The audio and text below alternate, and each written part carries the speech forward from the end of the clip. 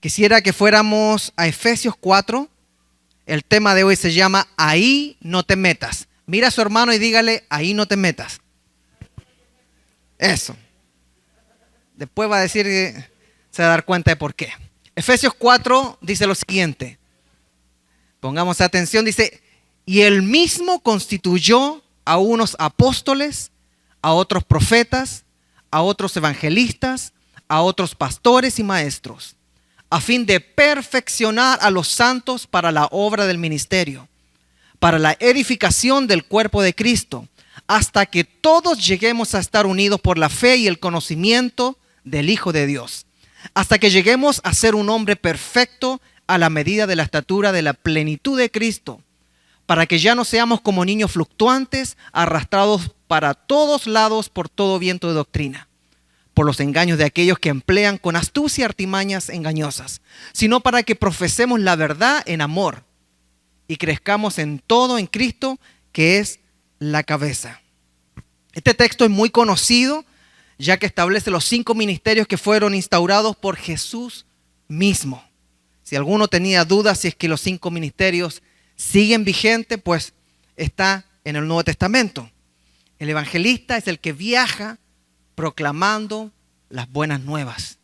El pastor es el que cuida y dirige la congregación que Dios ha puesto en sus manos con una visión.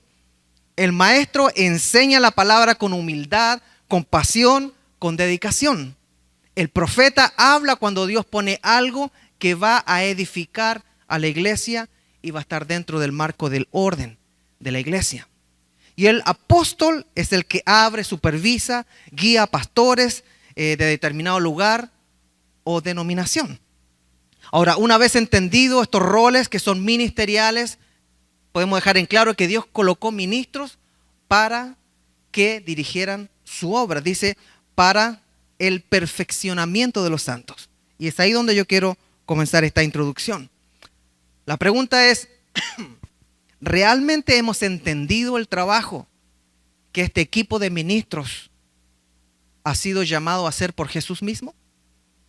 Si volvemos a colocar un ojo, vemos que en Efesios 4, el verso 12 dice, a fin de perfeccionar a los santos para la obra del ministerio. O sea, los pastores, los maestros, los profetas, los apóstoles, los evangelistas tienen una misión que es, ellos se encargan de perfeccionar a los creyentes.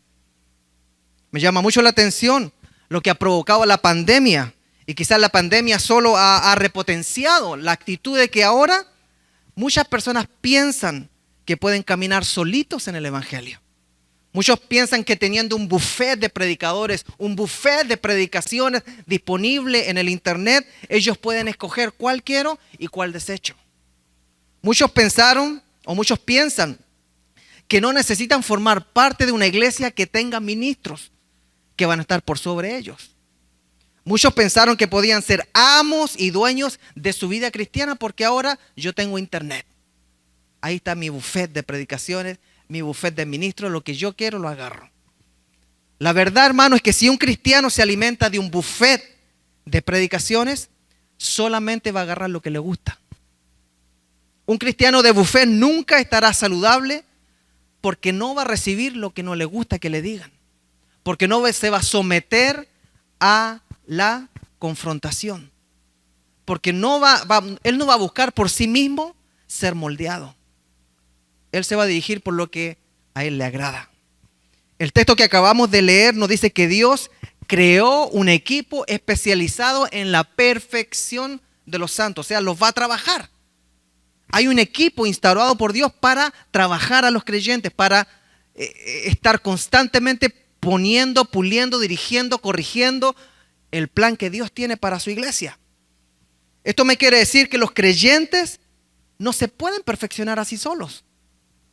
Esto me da a entender que muchos de los que creen que el modelo congregacional, el que hace lo que la congregación quiere, no es realmente nacido del corazón de Dios.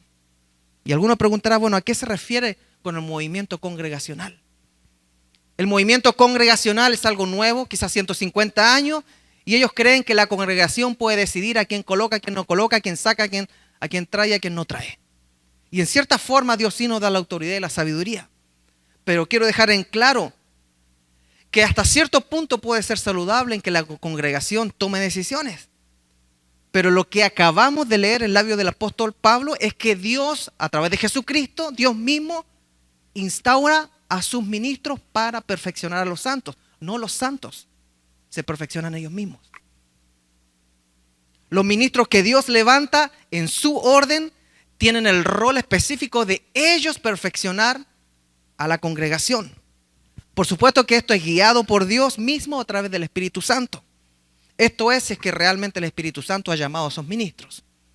Ahora, después de esta introducción, ¿por qué cree usted que Dios instituyó a ministros para perfeccionar su iglesia? ¿Por qué Él no obra directamente en los corazones de las personas? ¿Por qué tienen que haber pastores molestosos? ¿Por qué tienen que haber evangelistas que andan por aquí y por allá? ¿Por qué tienen que haber profetas que se levantan y entregan profecía que ministra y edifica la iglesia y no desordena la iglesia? ¿Por qué tienen que haber apóstoles que son hombres que dirigen diferentes iglesias, que levantan, que aconsejan, que ministran? ¿Por qué? La respuesta es sencilla. Porque nadie puede quitarse de encima lo que siente que le gusta. Porque nadie en un buffet va a agarrar lo que no desea. Solamente nosotros agarramos lo que queremos y lo que nos apetece. Lo he dicho antes y siempre lo voy a repetir. La predicación, mis hermanos, no es para hacerte bien. La predicación no es para darte un espaldarazo de aprobación a todo lo que haces. La predicación no es para darte un espaldarazo de aprobación a todo lo que practicas. La predicación no es para darte un espaldarazo de aprobación a tu cultura o a tus costumbres. La predicación no es para apapacharte como un ser humano tan lindo que eres. Al contrario, lo que acabamos de leer, la predicación en labios de un ministro es para tu perfeccionamiento. ¿Cuál es el fin? Hacerte sentir mal porque sí. Hacernos sentir mal porque la iglesia tiene que sentirse mal. El fin de los ministros, de la predicación, de todo lo que Dios hace es para pulirnos, para corregirnos, para enderezarnos, para cambiarnos, para transformarnos completamente. Por eso es importante tener una iglesia, tener un pastor, tener un grupo de liderazgo, tener maestros, y si es que Dios te coloca en tu corazón, desea ser uno de ellos. Trabajar para el reino de Dios. Y todo lo que significa formar parte del cuerpo de Cristo va a significar para ti tesoros en el cielo. Solos nunca podremos vivir. Necesitamos una iglesia, necesitamos a los ministros que Dios los llamó para perfeccionar a la iglesia. Si usted siente en su corazón que yo no necesito, está mal, hermano. Si yo no necesito el perfeccionamiento en labios de alguien que me va a ministrar, estoy mal. Algo está mal dentro de mí. Juan 15:5 dice: yo soy la vid y ustedes las ramas. El que permanece en mí y yo en él producirá mucho fruto, pues separados de mí ustedes no pueden hacer nada. Pues la iglesia es la iglesia de Cristo. Y el que no está ensartado en la iglesia, cerca de la iglesia, no está cerca de Cristo. La pandemia nos ha hecho creer que podemos vivir escuchando mensajes bonitos. Algo que está claro es que humanamente a nadie le va a gustar ser confrontado, o a usted sí. Y en realidad, que de acuerdo al texto hemos leído que todos necesitamos ser perfeccionados. ¿Hay alguien que no necesita ser perfeccionado? Qué paradoja. Que humanamente nadie quiere ser corregido. Humanamente nadie quiere ser exhortado. Humanamente nadie quiere ser enseñado ni confrontado. Pero eso mismo es lo que Dios mandó a hacer a sus ministros. Ahora, algo que quiero dejar en claro es que el ejemplo de ministrar, de exhortar, de corregir, de confrontar, lo dio Jesús mismo. Él confrontaba lo que tenía que confrontar cuando Él estaba en la tierra. Y el primer ejemplo que quiero darles es cuando se encontró con Nicodemo. Jesús y Nicodemo. Juan 3 nos narra lo siguiente. Había un hombre llamado Nicodemo, era de los fariseos y líder importante de los judíos. Este fue de noche a donde estaba Jesús y le dijo: Maestro, nosotros sabemos que Dios te envió a enseñarnos, porque nadie sin la ayuda de Dios puede hacer las señales milagrosas que tú haces. Jesús le respondió: Te digo la verdad, el que no nace de nuevo no puede tener parte en el reino de Dios. Nicodemo le dijo: Pero si uno ya es viejo, ¿cómo puede nacer de nuevo? ¿Acaso puede regresar al vientre de su mamá y nacer otra vez? Jesús le respondió: Te digo la verdad, el que no nace de agua y del Espíritu no puede entrar en el reino de Dios. El que nace de padres humanos tiene vida física, pero el que nace del Espíritu tiene vida eterna. No te sorprendas si te digo: ustedes tienen que nacer de nuevo. El viento sopla para donde quiere ir. Tú lo escuchas soplar, pero no sabes de dónde viene ni para dónde va. Así es con todos los que nacen del Espíritu.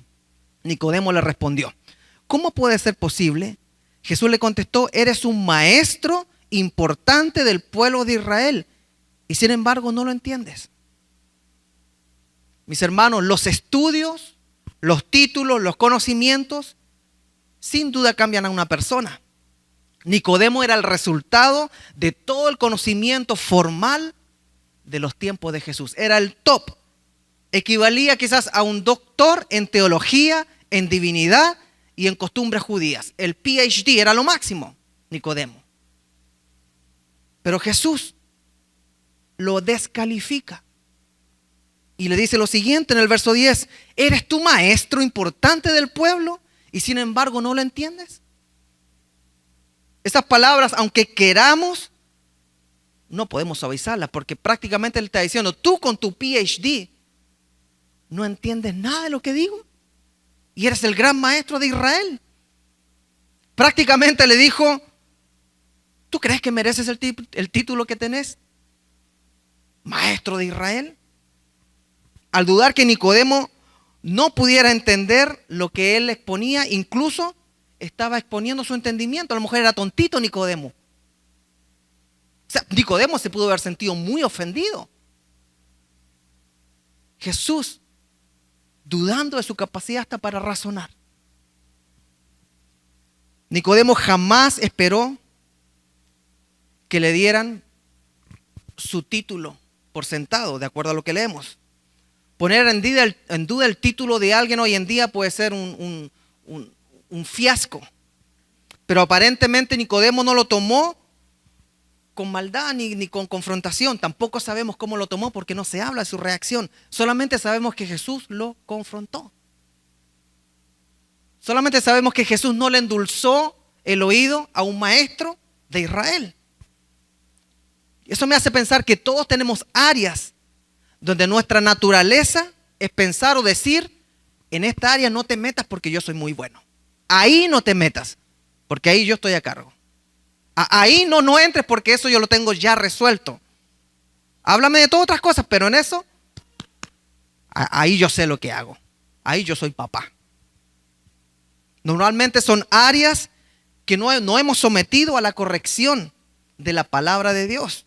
Normalmente son áreas que a nuestro entendimiento y parecer son completamente legítimas. Ahí, pastor, no se meta. Eso sí que no.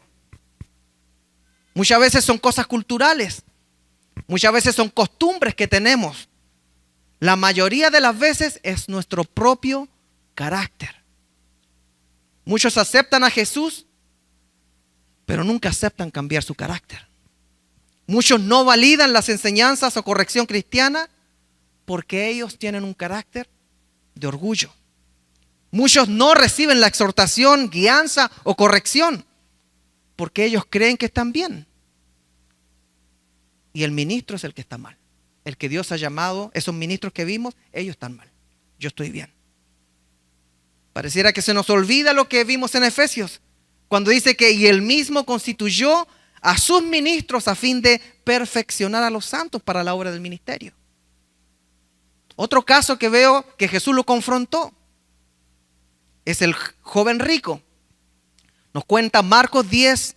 Jesús salía ya para seguir su camino cuando un hombre llegó corriendo, se arrodilló delante de él y le preguntó: Maestro bueno, ¿qué debo hacer para heredar la vida eterna?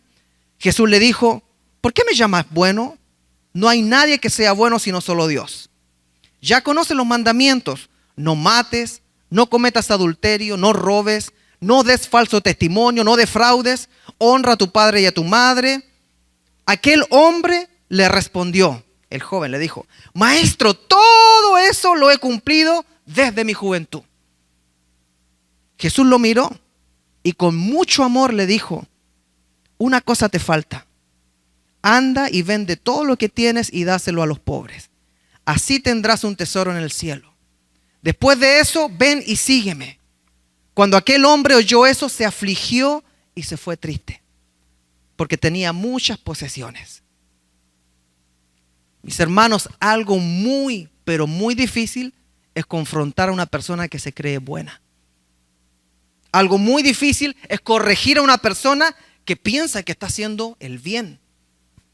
A pesar de todo lo difícil que puede ser corregir a una persona que piensa que está bien, que piensa que él está completo, vale la pena confrontar mientras se haga con amor, como lo hizo Jesús, con el fin, si es que es ministro, de perfeccionar a los creyentes. En este caso, no solamente vemos a una persona que conocía la ley, en el caso de Nicodemo, y en este caso él también conocía la ley, el chico, porque todo lo había cumplido, pero aparte lo había practicado sistemáticamente. O sea, él hacía todo de acuerdo al libro. Parece una persona ideal para colocar en un puesto de liderazgo. No, si llegara aquí un chico, una persona como él, que hace todo y sigue, lo colocamos al tiro en el liderazgo, ¿no? Porque él hace todo bien. Todo esto lo he hecho, maestro, dijo, todo. Siempre he dicho que hay muchos ministros cuyo orgullo es nunca haber caído tan bajo en pecado como otros. Hay muchos ministros cuyo orgullo es nunca haber estado involucrado en un escándalo. Hay muchas personas que basan su espiritualidad y su alegría cristiana en haberse cuidado, en haber cumplido todo. Todo esto lo he hecho, maestro, le dijo.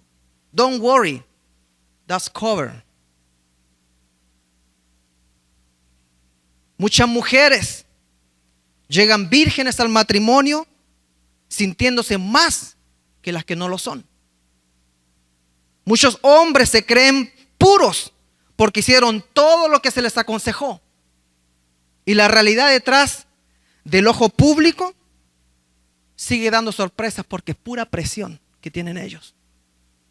Muchos matrimonios que comenzaron en pureza terminan divorciándose o viviendo miserablemente porque no quieren que los vean fracasados. Y al contrario, también sucede que muchos matrimonios que comenzaron en crisis, que nadie daba un peso por ello, terminan afirmándose. Porque se humillaron y se sometieron a Dios.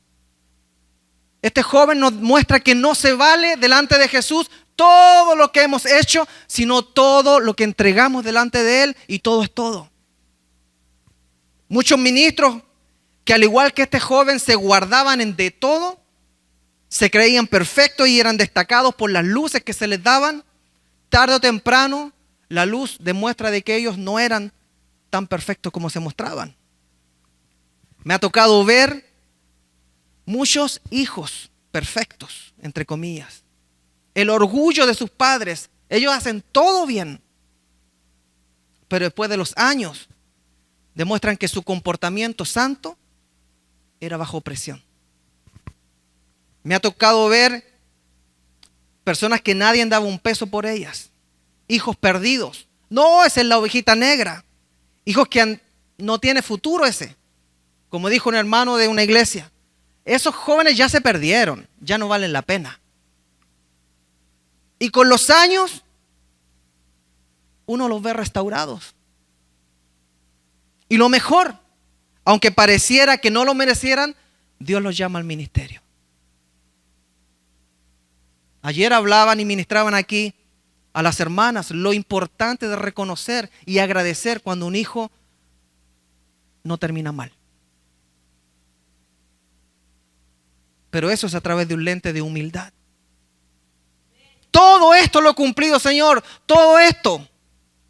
Y Jesús le dice, bájate. Vende todo lo que tienes, regálalo y sígueme. Ah, no, eso no. Yo me pregunto, ¿qué sucedería hoy en día si es que un religioso fuera confrontado por Jesús? Marcos 10 dice, Jesús salía ya para seguir su camino cuando un hombre llegó corriendo, se arrodilló delante de él y le preguntó, arrodillado, quería saber qué necesitaba hacer para ganar la vida eterna. Parece que él tenía una carrera para ser salvo. Había hecho todo bien, había hecho todo según el manual, pero no alcanzaba la salvación. Dios nos advierte en su palabra en 1 Corintios 10, 12. Por lo tanto, si alguien piensa que está firme, tenga cuidado de no caer. La versión TLA dice, por eso que nadie se sienta seguro de que no va a pecar, pues puede ser el primero en hacerlo.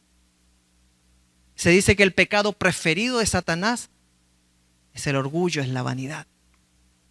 Por su vanidad, Lucifer cayó desde el cielo, por quererse sentar en el trono, por verse, dice, yo he hecho todo, yo soy tan hermoso, soy el lucero de la mañana. Y ese es el gran riesgo que corremos muchos. Y necesita ser confrontado, al igual que este joven.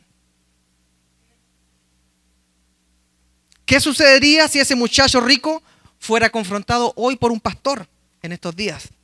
Quizás simplemente se cambia de iglesia. Y vuelvo al tema inicial. Dios llamó a su ministro para formar, para corregir, para confrontar, para moldear a su iglesia. Yo creo que nadie de los que estamos aquí venderíamos todas nuestras posesiones si es que nos dijeran, vende todo y sigue a tu pastor, a tu iglesia. ¿O hay alguno? Avíseme. No sucedería, yo creo. Y no es el contexto bíblico tampoco, sería fuera de contexto. ¿Cuál es el contexto de lo que está enseñando la palabra? Que sin duda Jesús siempre nos va a confrontar y Jesús va a colocar a ministros para perfeccionarnos, y aunque nos duela, aunque no nos guste, aunque nos creamos como Nicodemo, el PhD, si el Señor nos dice no sabes nada, hay que agachar la cabeza y callarse.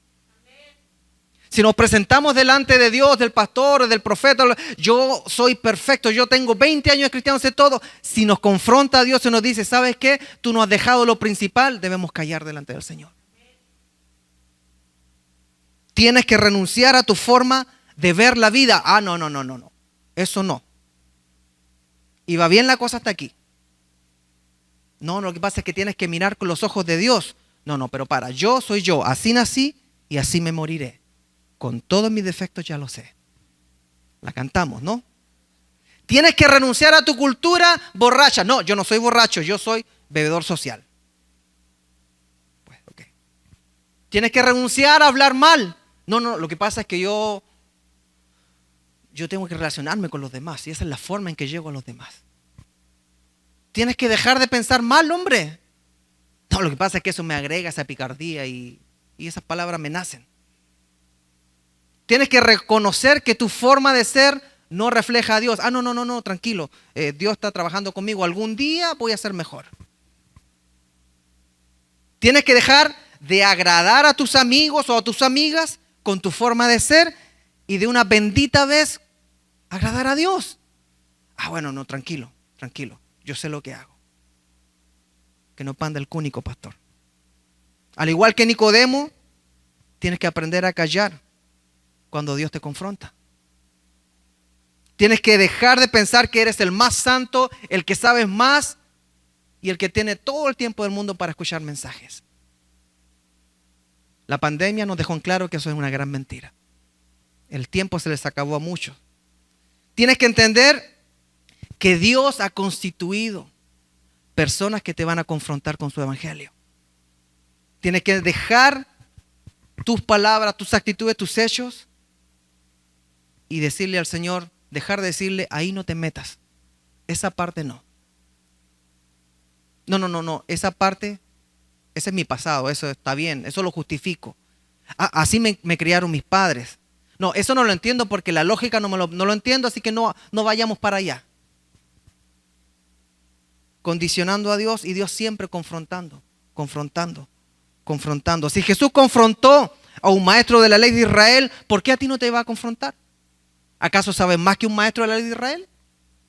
Si Jesús confrontó a un muchacho que se cuidaba en todo, ¿por qué a ti no te puede confrontar? El trabajo de Jesús fue y sigue siendo confrontar a la gente para que se vuelvan a Él. En el pasado Jesús lo hizo en persona. Hoy en día Jesús lo hace con sus ministros. Por eso a mí me llama la atención de la iglesia que son buena onda. Una iglesia buena onda que todo está permitido, todo inclusivo. Y de repente yo veo a Jesús confrontando y hoy en día ya no se confronta. Dios sigue exhortando, Dios sigue llamando y diciendo el mismo mensaje: acércate más a mí y aléjate más de lo que tú piensas de ti mismo. El trabajo de Dios sigue siendo el perfeccionarnos a través de sus ministros. Y eso lo hace a través de sus enseñanzas, de sus predicaciones. Jesús confrontaba y sigue confrontando. Y para terminar, ya que este mensaje como que es medio confrontativo, el Señor ponía en mi corazón que Él quiere ser escuchado, que Él quiere perfeccionar, que una iglesia que va a estar cerca de su corazón va a ser una iglesia que decida cambiar de una bendita vez. De una iglesia que se tome una predicación como si fuera la última oportunidad para volverse a Dios. No importa si eres como Nicodemo con un PhD en tu conocimiento y tu experiencia. Si Dios te llamó aquí es para confrontarte a que te acerques a Él humillado y en silencio. No importa si tú has hecho todo bien o quizás has hecho todo mal como tu pastor. Dios te llama aquí por misericordia para ser confrontado con la palabra. No, es que no me gusta este mensaje. No. Número 3, Jesús confrontó a una multitud de legalistas que quería apedrear a una mujer que fue sorprendida en adulterio. Juan 8 dice que Jesús le dijo al que esté libre de pecado que arroje la primera piedra, y mirándola después le dijo: hija, ni yo te condeno, vete y no peques más. No es que Jesús no confronta siempre, que no. Número 4, Jesús confrontó a Marta porque no creía que Él podía resucitar a Lázaro después de 4 días de muerto. Y le dijo: ¿no te he dicho que si crees verás la gloria de Dios, Marta? Número 5, Jesús reprendió a sus discípulos por no dejar a los niños que se acerquen a Él. Y les dijo: dejen a los niños que se acerquen a mí, no se los impidan, porque el reino de los cielos es de los que son como ellos. Número 6, Jesús confrontó a los fariseos por sanar el día de reposo y les dice: ¿quién de ustedes, si tiene una oveja y ésta se cae en un hoyo en el día de reposo, no la va a sacar? Número 7, Jesús confrontó a Pilato, el mismo Pilato romano, y le dijo: tú no tendrías ningún poder sobre mí ni ninguna autoridad si no te fuera dado de arriba. Por eso mayor pecado ha cometido quien me ha entregado a ti. Jesús confrontó a los mercaderes del templo y se enojó y empezó a tumbar las mesas y les dijo: escrito está, mi casa será llamada casa de oración, pero ustedes la han convertido en cueva de ladrones. Jesús enfrentó a su madre María, la confrontó diciéndole: mis prioridades no son tus prioridades, mamita. En Lucas 2:49 le dice: ¿y por qué me buscaban? ¿Acaso no sabían que es necesario que me ocupe de los negocios de mi Padre? Jesús confrontó y reprendió hasta Satanás, diciéndole: escrito está, vete Satanás, al Señor tu Dios adorarás y a Él solo servirás. Y hoy en día la iglesia no quiere ser confrontada. Hoy en día tenemos que predicar un mensaje nice para que las personas no se vayan. Hoy en día hay que rendirle reverencia al que más ha estudiado, pero si el mensaje viene de parte del Señor, ¿qué debemos hacer? Debemos decirle que calle, que hay voz de Dios para él. al que cree que está haciendo lo bueno y que no puede ser corregido, Dios sigue diciéndole a ellos: vende todo lo que tengas y vuelve después conmigo.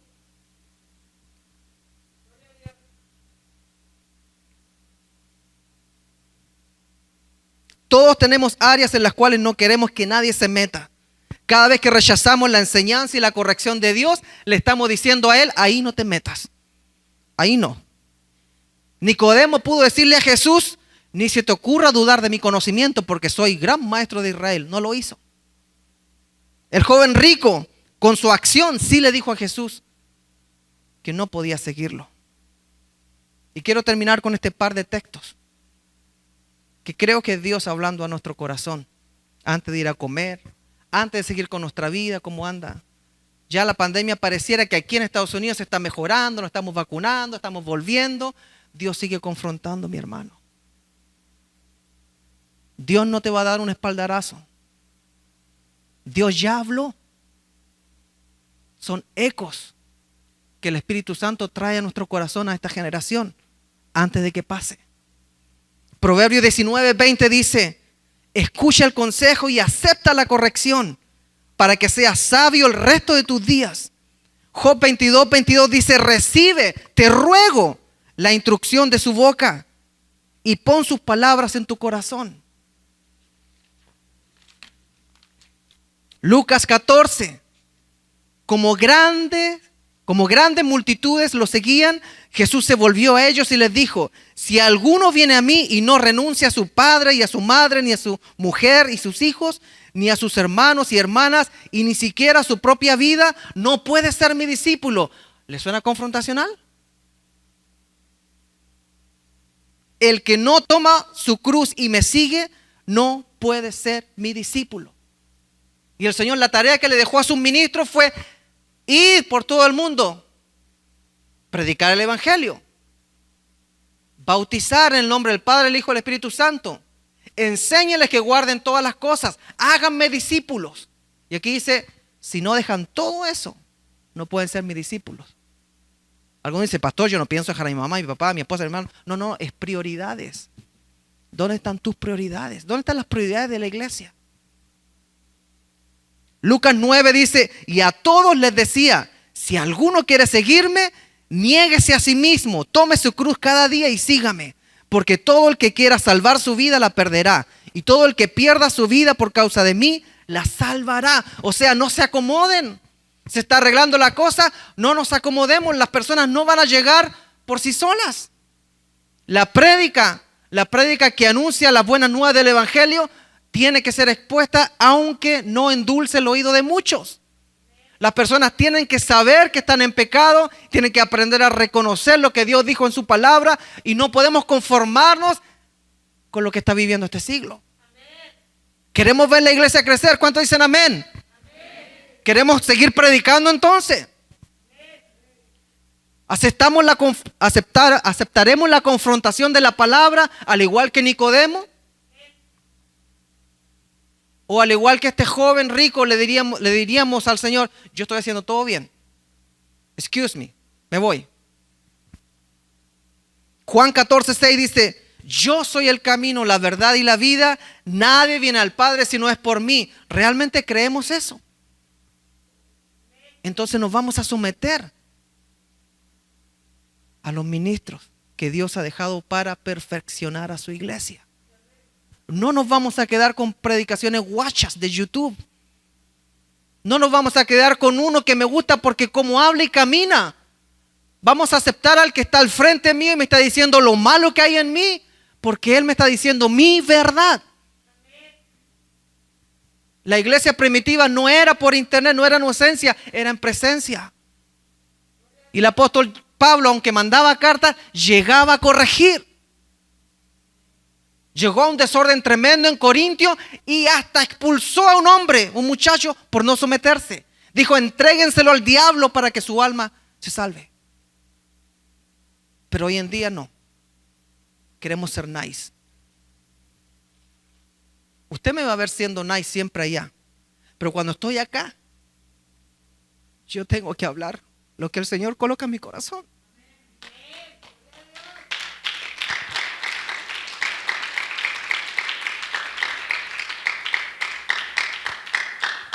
Qué lindo sería escuchar al apóstol Pablo. Y con esto termino. Qué lindo sería escuchar al apóstol Pablo diciendo lo que dijo en Tesalonicenses de Creekside. Imagínense. Por eso también nosotros siempre damos gracias a Dios de que cuando ustedes recibieron la palabra de Dios que nosotros les predicamos, no la recibieron como mera palabra humana, sino como lo que es. Como la palabra de Dios, la cual actúa en ustedes, los creyentes. Mis hermanos, si creemos que un pastor habla porque habla, estamos perdiendo el tiempo. Yo me voy a cansar. Quizás puedo encontrarme un trabajo mejor. Pero mientras siento un ardor por una verdad que para muchos es una ridiculez, vale la pena estar acá. Mis hermanos, Dios está llamándonos a ser hacedores y no solamente oidores. Dios nos está llamando y nos está advirtiendo que muchos van a ser confrontados por la palabra. ¿Quieren que se suba gente a predicar? ¿Quieren que traigamos predicadores? ¿Para qué? ¿Para endulzarnos el oído? No, Dios nos va a confrontar. Dios nos va a hacer hablar de nuestro pasado. Dios nos va a hacer hablar de nuestro presente. Dios va a sacar al aire quizás nuestros errores, nuestras malas costumbres. Dios va a sacar vicios al aire quizás delante de un ministro, pero en privacidad Dios lo va a sacar. Porque Él tiene que perfeccionarnos. No se trata de pasar el tiempo. Dios quiere perfeccionar a su iglesia. Por eso colocó a los pastores, a los evangelistas, a los maestros, a los apóstoles y a los profetas. Yo le doy gracias a Dios que de un principio el Señor me dio la oportunidad de ser un evangelista por muchos lugares y países, pero no tantos como 5. Pero evangelista de alguna forma, predicaba y me encantaba, con pasión predicaba. Me permitió llegar a Centroamérica, a México, a varios estados de Estados Unidos. Después me colocó en la posición de pastor. Y como pude le eché ganas y todavía sigo echándole ganas como puedo. Y me colocó en la posición de maestro. Y como puedo le echo ganas. Yo sé que ustedes pueden ser los próximos maestros. Yo sé que ustedes pueden ser los próximos pastores. Yo sé que de aquí el Señor puede levantar profetas que hablen en orden y edifiquen la iglesia. Yo sé que de aquí pueden quizás en 50 años salir un apóstol que dirija una denominación. ¿Por qué no? Sigo creyendo que el Señor está acá y no quiero aburrirme predicando. Cualquiera que se suba a este podio, a este altar, va a confrontar y va a perfeccionar a la iglesia del Señor. Pongámonos de pie, por favor.